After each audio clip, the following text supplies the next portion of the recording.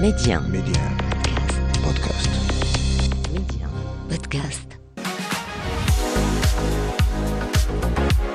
Je lui ai proposé, est-ce que ça vous va de capitaliser justement sur son expérience professionnelle en créant une société, et lui, il va s'en charger de tout ce qui est technique. D'accord. Et moi, je m'en charge de reste, sachant que j'ai pas une expérience professionnelle nulle part, mis à part les call centers. La famille, d'une façon générale, c'est le garant. Ouais. C'est le motivateur, c'est l'élément essentiel pour que la personne soit toujours à fond dans son travail. Les éléments qui sont importants pour l'entrepreneur, c'est l'initiative, la rapidité. Derrière chaque choix de carrière se cache une personne avec une vision, et derrière cette personne se cache une histoire. On vous la raconte. Medi 1, Karima, Job Story. Mon invité aujourd'hui, c'est Younes Sahsah, CEO et fondateur de AdWork, plusieurs cordes à son arc, parmi lesquelles notamment sélectionner les meilleurs profils pour répondre aux besoins spécifiques des entreprises. Younes Sahsah, bonjour, ravi de vous recevoir dans Job Story aujourd'hui. Bonjour Karima, merci pour l'invitation et bonjour à tous les auditeurs. Tout le plaisir est pour moi. Younes, alors on commence déjà des études notamment en management des ressources humaines. Avant de parler de la parenthèse entrepreneuriat, on fait un petit retour en arrière. Ramenez-nous peut-être à votre première expérience professionnelle. Comment ça s'est passé? Vous avez fait quoi une fois vos études terminées? Alors sincèrement, au début, j'ai fait un DTS en réseau télécom. D'accord. Et sérieusement, j'ai commencé ma carrière en 2008. D'accord. Donc j'ai commencé dans les call centers. D'accord. Et après un moment, mon frère veut travailler, donc il a commencé son travail. Et il a pu avoir une expérience, je dirais, de 3 à 4 ans. Et je lui ai proposé, est-ce que ça vous va de capitaliser justement sur son expérience professionnelle en créant une société, et lui, il va s'en charger de tout ce qui est technique. D'accord. Et moi, je m'en charge de reste, sachant que j'ai pas une expérience professionnelle nulle part, mis à part les call centers. Donc, il a accepté l'idée, et en effet, on a commencé la création. Sérieusement, je connais même pas ni les noms, ni la nomination de chaque mot, d'accord? Donc, et j'ai commencé petit à petit, on a fait la création, et j'ai commencé, c'est quoi le commercial, c'est quoi la négociation, c'est quoi la prospection, c'est quoi un client, c'est quoi un prospect, et petit à petit, j'ai commencé à créer ma base de données en faisant des cartes visites, des flyers. Et toujours, je reste, je dirais, salarié dans les call centers. D'accord? Et je finance avec mon salaire. Excellent. Donc, C'est au bien, début, c'est intelligent comme démarche, et c'est smart aussi de pouvoir justement financer son projet. Il y a beaucoup de gens qui terminent le salariat et commencent l'entrepreneuriat. Il y en a d'autres qui commencent justement en parallèle du salariat. Chacun finalement son mode d'emploi en quelque sorte, ou sa façon de faire les choses. En effet. Donc, moi, j'ai presque 80% à 90%. Je donne mon salaire à toutes les charges pour les couvrir. D'accord. Et bien évidemment, je cherche à trouver des clients en naviguant sur Internet, en mettant en place un site web. C'est quoi le référencement déjà? Ça, c'est pas mon métier. Donc, j'ai créé un site web, je commençais le référencement, et je commençais à rencontrer les sollicitations des différents clients sur les métiers qu'on a au début. Et à chaque fois, je partage avec mon frère, parce que c'est lui la technicité, c'est lui le technicien. Moi, juste, j'aide à l'exécution du projet. Et c'était pas difficile de lancer un projet avec son frère, mêler un petit peu le personnel et le professionnel? Pour moi, non. Pour moi, c'est une vraie aventure. Ouais. Et la raison pour laquelle ça me met à l'aise, déjà d'être entrepreneur, et trouver en moi justement cette compétence d'être aventurier. Et l'entrepreneuriat, donc, vous avez démarré finalement avec l'entrepreneuriat. Le salariat, ça s'est résumé en quelque sorte au call center, au centre d'appel. Mais l'entrepreneuriat, ça a toujours été le démarrage de votre carrière en quelque sorte, c'est ça? Tout à fait, tout à fait. Donc, j'ai commencé ma carrière, mais le vrai problème que j'ai rencontré, c'est la technicité. Donc, j'étais pas technicien, c'est pas mon métier, je connais pas le jargon technique avec lequel je peux me débrouiller avec les clients. Et par conséquent, on n'a même pas dépassé 24 mois. Et on a arrêté l'activité. Sachant que j'avais des sollicitations vraiment de tout le Maroc avec des clients, des grands et des petits, et même des sociétés pour des appels d'offres de l'étranger. Et vous avez fait quoi après, donc une fois avoir, on va dire, baissé le rideau? Une fois j'ai baissé le rideau, donc j'ai commencé une autre aventure avec un opérateur télécom en tant que superviseur commercial. D'accord. Et ça a duré entre 4 ans à 5 ans. Et là où j'ai l'idée, justement, de changer le cap pour faire une autre formation, licence en marketing. D'accord. Et là, c'est un autre monde, c'est une autre aventure. Donc, en parallèle avec le travail que j'ai avec l'opérateur télécom, donc j'ai commencé la licence en marketing. Et par la suite, j'ai acheminé mon passage avec un master en ressources humaines. Et toujours, je reste fidèle d'être entrepreneur. Même je suis salarié, je ne me sens pas à l'aise à 100%. Vous avez Donc, toujours besoin d'avoir un pas ici, un pas là-bas.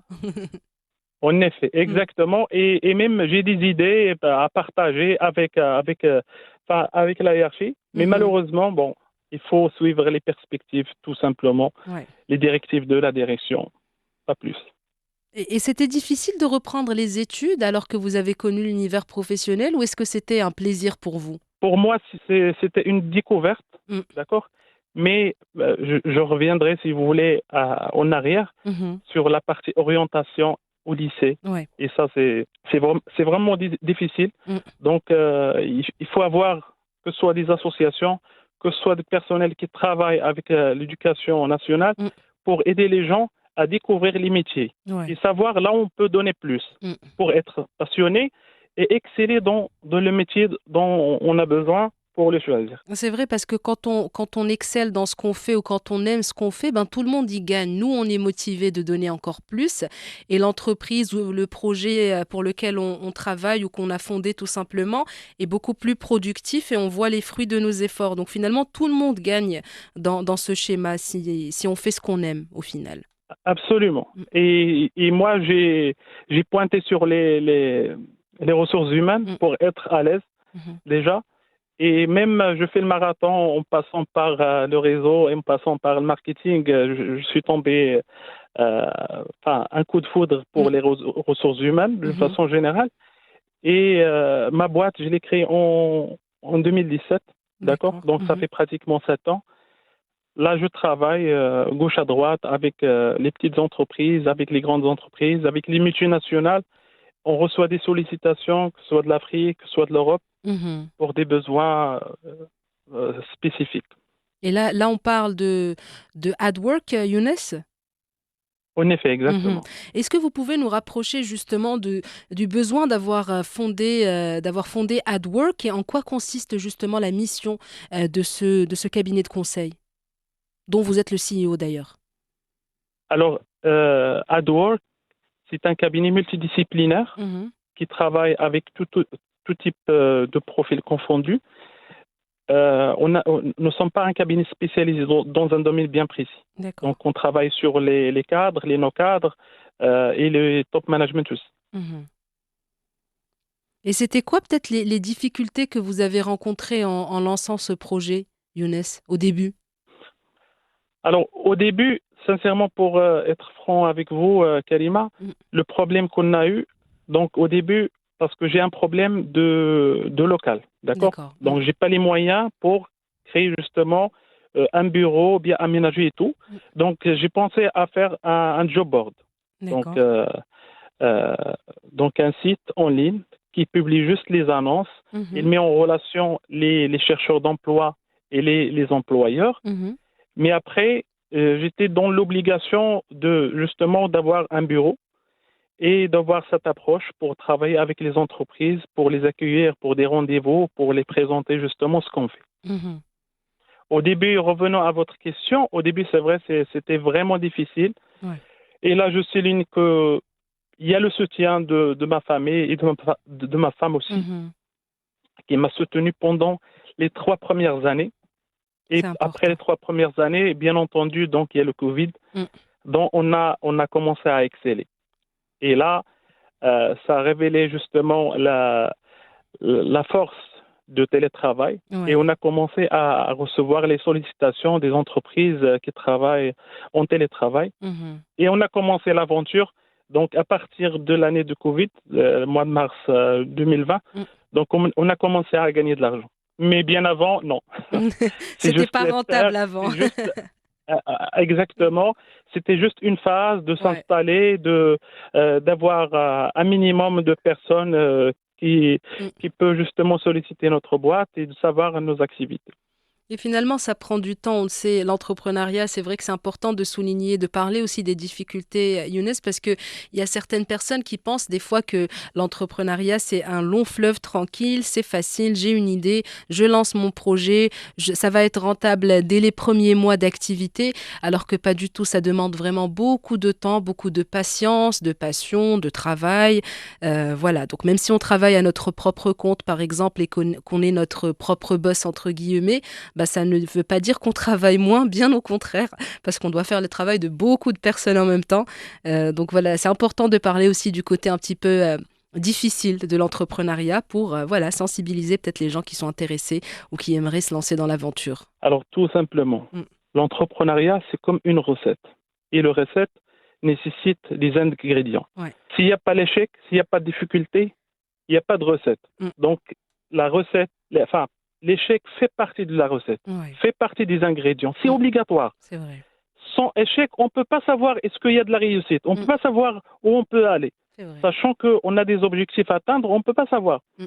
Avec l'objectif d'atteindre les objectifs, on a l'échec, on a la réussite, on a la frustration, on a les clients qui ne répondent pas au téléphone, on a les relances téléphoniques, on a les problèmes de financement, le problème de régler les factures et les problèmes bien évidemment de personnel, salaire, plus les déclarations et tout. C'est vrai que c'est beaucoup de choses à prendre en compte.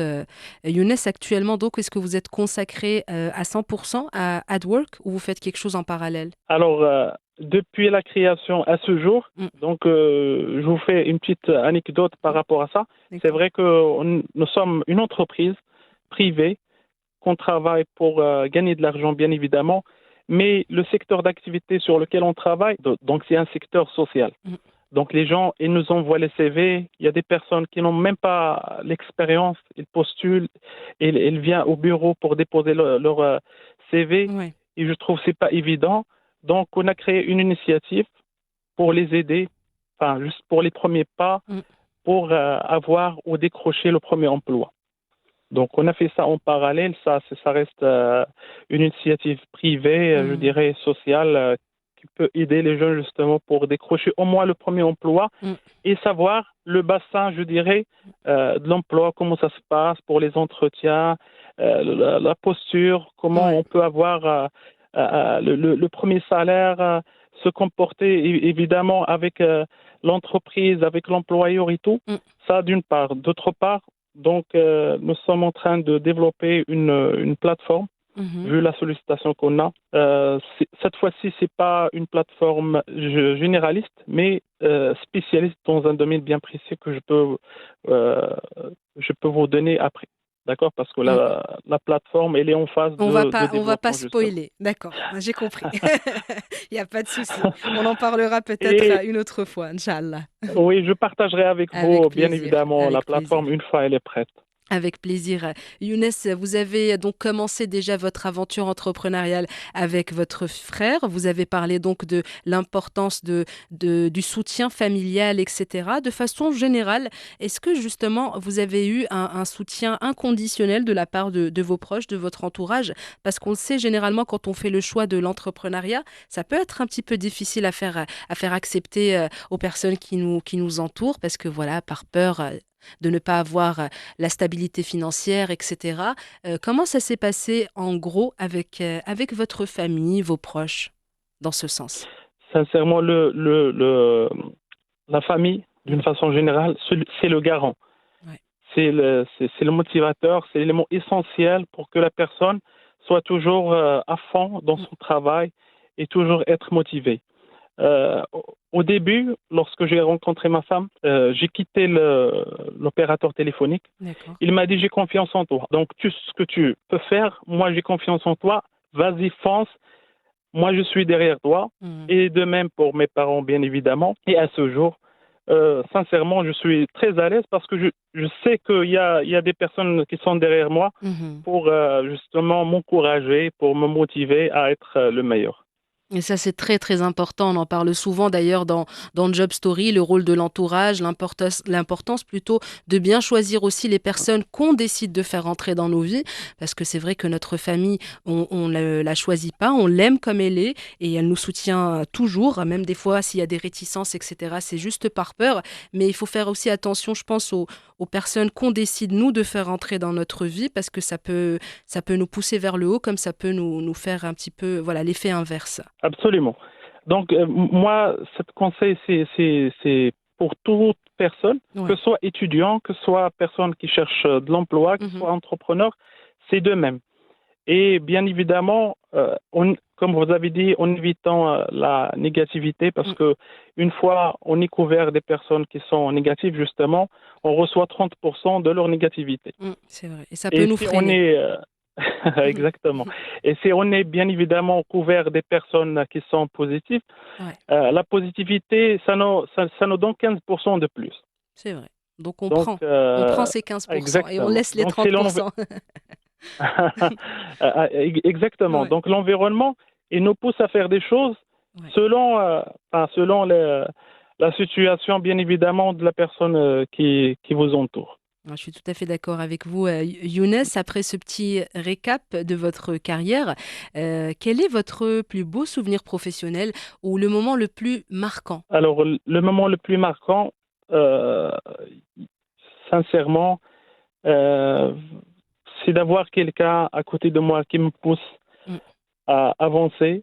C'est quelqu'un qui me motive chaque jour. Et bien évidemment, c'est le Covid. C'est la première année que je gagne de l'argent. Même on est freiné justement à être toujours à la maison pendant la période de Covid.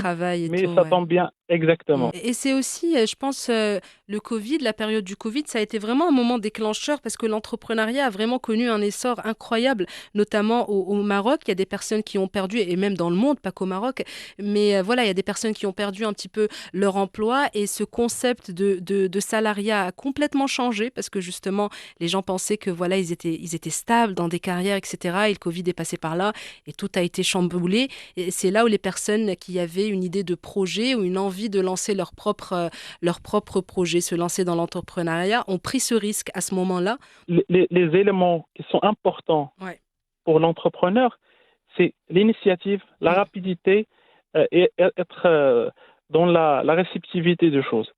Donc, si on arrive justement à mettre en place des initiatives, mettre en place un besoin pour répondre à un besoin donné, justement, le Covid, c'était vraiment un cas très spécial justement pour les entrepreneurs qui veulent entreprendre, qui veulent démarrer justement leurs activités. Sachant qu'il y a des personnes qui ont complètement changé leurs activités et ils ont réussi à faire les choses dans les bonnes conditions d'ailleurs. C'est vrai. Finalement, ça a été pour certaines personnes aussi un mal pour un bien. Younes Sahsah, c'est quoi la suite pour vous, sans spoiler? Je sais que vous avez un projet, on vient d'en parler il y a un tout petit moment, sans trop spoiler, mais c'est quoi le prochain step pour vous sur le plan professionnel? Alors pour le plan professionnel, mis à part ça, donc nous avons une plateforme. Parce qu'on sait déjà qu'il y a un besoin. Et toujours, je reste dans les ressources humaines cette fois-ci. Donc, une plateforme qui traite les besoins de nos clients et les futurs clients qui vont venir par la suite.